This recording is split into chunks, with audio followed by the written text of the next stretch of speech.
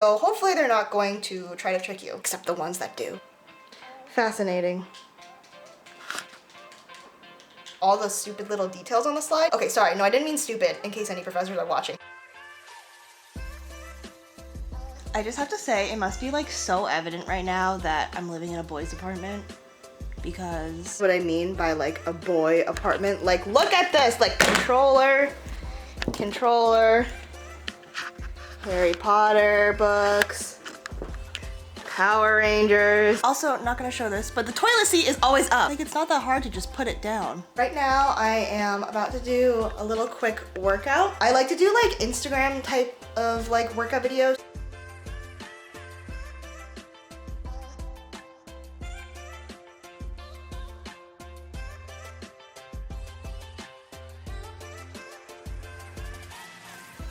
Oh my God, I'm so tired. Booty by Brabant's always kills me every single time. I get so sweaty from it. Also, this is what I meant by like, it's ridiculous that I'm vlogging on this right now because I'm literally holding this like dinosaur up. This used to be like the camera for YouTubers back in the day. I distinctly remember getting this like senior year of high school and thinking that I was so cool. I'm gonna go so far. This is what I mean by a boy bathroom too. Like what is this? Anyways, I'll see you guys after my shower. Hello? Is this thing on? Okay, so this is a very unflattering angle, but I'm not like fully dressed yet. Anyways, I just showered and I'm gonna show you guys what I put on my skin after I shower. This might be very unflatteringly close, but gotta do it for the YouTubes. Okay, so for the past month or so, I've been using Different Gel. It's basically like a prescription strength retinoid that you can actually get over the counter. So it's supposed to be good for your skin for like acne, some like random skin stuff. I don't know. It's like kind of like supposed to be the holy grail, I guess, for skin. My sister's a dermatologist and she really swears by it, so figured I'd give this a try. And then my new moisturizer that I've been trying is this Neutrogena Hydro Boost. If I can get this to focus. Neutrogena Hydro Boost. Oh, yeah, there's no way this is gonna focus. The Neutrogena Hydro Boost. Neutrogena Hydro Boost. Yeah, okay, there's no way that that's gonna focus on that. But anyways, that's the moisturizer that I use. So yeah. Alrighty guys, so first meal of the day. Honestly, I don't know why this hand has to be here. Honestly, I'm never really that hungry in the mornings. I'm not like a huge breakfast person. So if I do eat, like right now it's like 10:30ish. So usually I try to eat like a healthy snack before I just eat lunch. So I have apples, sometimes I'll do apples with peanut butter, and then I have sliced cucumbers with this Tribe roasted garlic hummus, which is super good. Fire. Why do I need this hand here? Okay, I lied. So now I'm actually really hungry because it's like basically lunchtime, it's like noon. So I'm just having leftovers from yesterday was Easter actually. So it's just, oh, look at that mac and cheese. Yes. Ooh, fog it up, fog it up. Oh dear.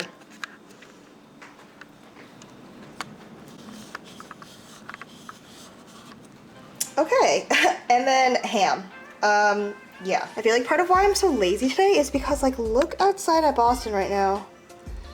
It's so dreary and wet and cold and windy.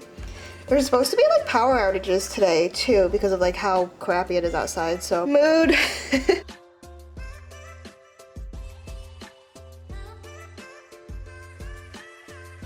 Okay guys, so this is my finished makeup look. Yeah, I totally didn't need to do makeup, but sometimes I feel like it just like helps me be more productive, so. Anyways, now I'm going to go into how I study. Okay, so first I'm gonna start with how I schedule my studying and my method of like attacking my study plan, and then I'll go into how I actually study. Okay, so usually I like to first count the amount of lectures that I have on the exam. And then I count like how many days I have until that exam and just kind of figure out roughly like how many lectures I should do per day. And I try to leave the last 2 days before the exam for just reviewing. So I want to finish looking over all of my lectures at least one time 2 days before the exam. So with that rough structure in mind though, honestly a big part of doing well is being really adaptable, because on exams, like you'll have certain topics that you're better at, certain topics that you're worse at, some things that you find easier, some things that you find harder, and some professors are harder than others too. The biggest difference between grad school and undergrad is that in undergrad, you had like one professor teach one class throughout the whole semester, right? So that means that you had the whole semester to get used to their style of teaching, their types of questions. In grad school, They basically take like the most random people that they can find. They find like the experts of each subject, and those experts teach their 1 or 2 lectures, but it's not like they're teaching the whole course the whole semester. So on this one test that I'm taking, for example, I have one person teaching 2 lectures of pharmacology, then another professor teaching neuroanatomy, a different professor teaching other lectures of neuroanatomy. It's like all tailored to what they're experts on.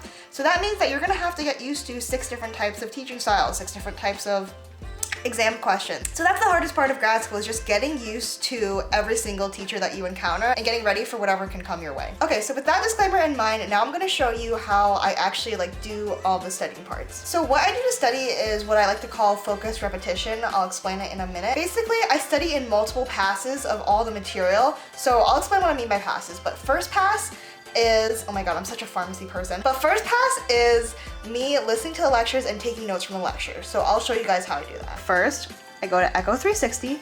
This is where all of our lectures are. And then I look for the date of the first lecture that I need to study. So this says exam 2 start. This is where I'm gonna start.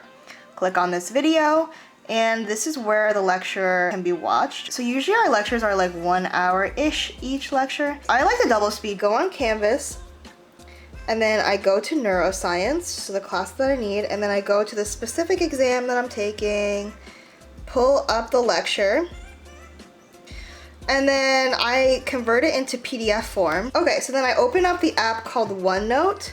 It's really great for a number of reasons. So I'm gonna pull up exam 2, create a new section. And then, so what I really like about OneNote is that you can insert different PDF files and then write directly on them.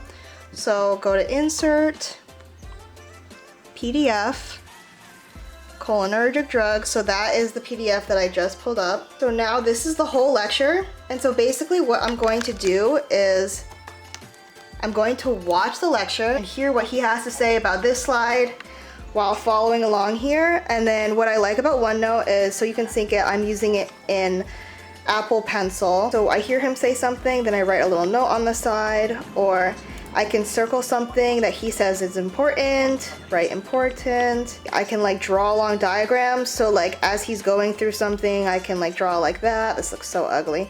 And then also like at the end of this PowerPoint, it looked like he had some review questions. So I can follow along on these reviews and then like answer the questions. So this whole tool is like really cool because you can write directly on the slides. I like to listen to lectures on 2 times speed because I'm not really an auditory learner to begin with. So even me like listening to things on 1 time speed, I don't really get for some reason. I can't really help it. I just don't get much from listening. So I try to do it as quickly as possible to just save my time. But what I do get from lecture and why I listen to it at all to begin with is just because I want to catch everything that the professor says is important and everything that they say isn't important, which is arguably just as important. Does that make sense? Because that can help me filter what I should be focusing on when I'm studying. So we've all been there. You open up a PowerPoint, you find this like freaking monologue of an essay of a PowerPoint, and you think to yourself like, okay, is this actually important? Do I need to know all the... Let what the professors say guide you and don't study more than you have to. And what your professors say is super important because of 2 reasons. A, in learning clinical information, like in medical courses and like things like that, how things are in clinical practice is actually very different sometimes from just therapeutic guidelines and what things say in the textbooks. Your professors have so much information and so much knowledge on what actually goes on in the real world and how people actually practice when it comes to medical things. So they're gonna give you hints like, okay, no one actually does this anymore. People usually use this drug instead. This is a good option. If you see this, then you'll know what to do. Like, they know what they're doing, so they're gonna give you those helpful hints that you're not just gonna get from like a slide or a PowerPoint. And because of that, those are little hints on how to answer their exam questions. So hopefully they're not going to try to trick you, except the ones that do. Okay, so after I have my notes, this is how I actually study everything and how I review. Okay, so now I'm going to go into how I study after I finish my first pass of notes. Okay, so I've listened to the lecture, I've done my first pass or whatever. Hopefully at this point, I know maybe 50 to 70% of the information. So you may be thinking, 50 to 70%, that doesn't sound that great. Freaking gunners. I'm okay with that because next I do my second pass, which is arguably the most important phase of studying for me at least. This is where I read every single slide of every single PowerPoint. and all the notes that go with it. And then I try to figure out A, what is important, and B, if it is important, that's where I really try to commit it to memory or make an abbreviated note version of that information. So you may be thinking like, okay, I'm not someone that can just read something and memorize it. There's a couple ways to do this. I like to imagine a patient right in front of me having those symptoms if it's like you have to memorize a certain set of symptoms for a disease. Or I try to create like a story in my head, some type of like a funny joke, just something so that way I can just read it and then remember it, but not having to rely on like the handwriting. The thing that I'm trying to tell you guys is make more powerful connections and make more long-lasting associations in your brain than something temporary. Anyways, the second pass step is super important because this is where you're creating your own thoughts, creating your own notes. I can't tell you how many times the second pass of studying has saved me on an exam, all because when I was doing my second pass, I would like read a word, right? And be like, oh, that's a funny word, or like, oh, that's a surprising symptom that I wasn't expecting for this disease. And then I see it on a test and I'm like, oh, thank God I remember this because I thought to myself that was weird. Okay, so after you do the second pass, then I guess comes the third pass, and this is where you figure out which PowerPoints gave you a harder time, which ones were easier, like which ones you walked away feeling not so great about. Hopefully at this point after the second pass, you would be able to score like in the 80s or so if you take an exam, which is okay, but like we're trying to get hundreds, right, people?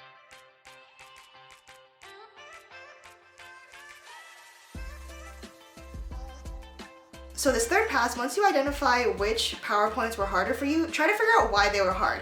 Break it down to the specific, what concept was hard in the PowerPoint? Was it like the way that the professor was teaching it? Should I Google it more? Break down what specifically was that barrier to why you thought it was difficult, and then just keep on repeating and studying those slides until they're not difficult anymore. I swear this is how you become the expert of anything, is just finding out what you're not great at and then repeatedly practicing and working on it until you get great at it. This step, you can like create flowcharts if you really have a hard time memorizing things. You can create tables. And this, my friends, is why I call it focused repetition, because it's repetition, yes, but I'm not repeating the same 10 PowerPoints 10 times because frankly, I don't have enough time for that before an exam. I'm just figuring out what I'm good at and putting that to the side, goodbye, and then I'm focusing on what I'm really bad at and repeatedly repeating it until it's not that bad anymore. If you keep doing this, I promise you, you guys will get to that high 90s, 100 level soon.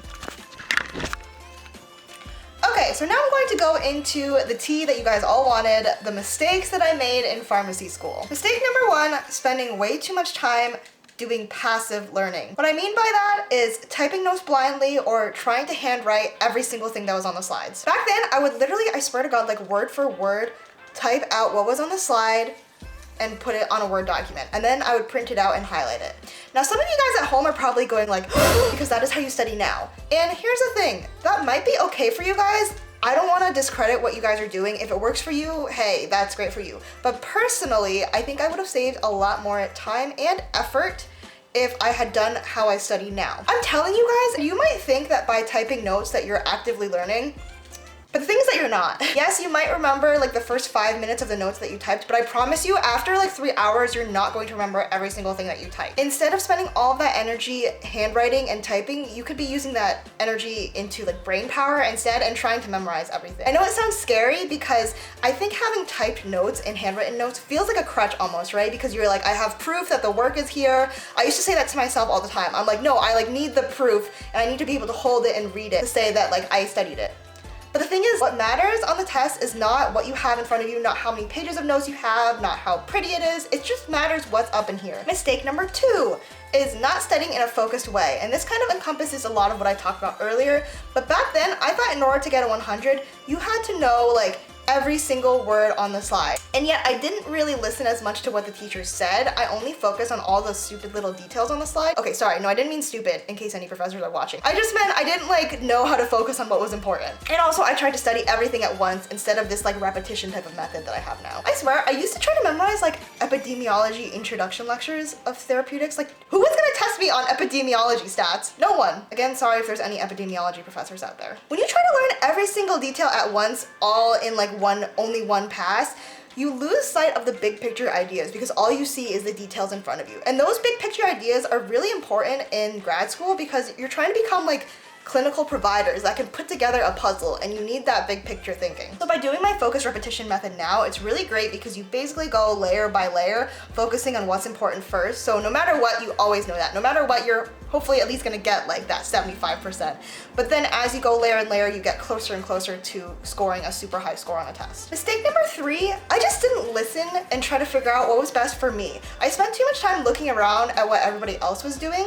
For example, I went to class every single day. Now, let's rewind for a second. Because I'm not really an auditory learner to begin with, so even me like listening to things on 1x speed, I don't really get. So I shouldn't have been going to class if it wasn't doing anything for me. And yet I was, because I felt like I was being a bad student if I didn't go to class. Okay, side note, go to your mandatory classes. I'm not telling you guys to like be delinquent. I'm just saying, if you feel like you're not getting enough from the classes that are like the big lecture hall ones, this is your permission to not go.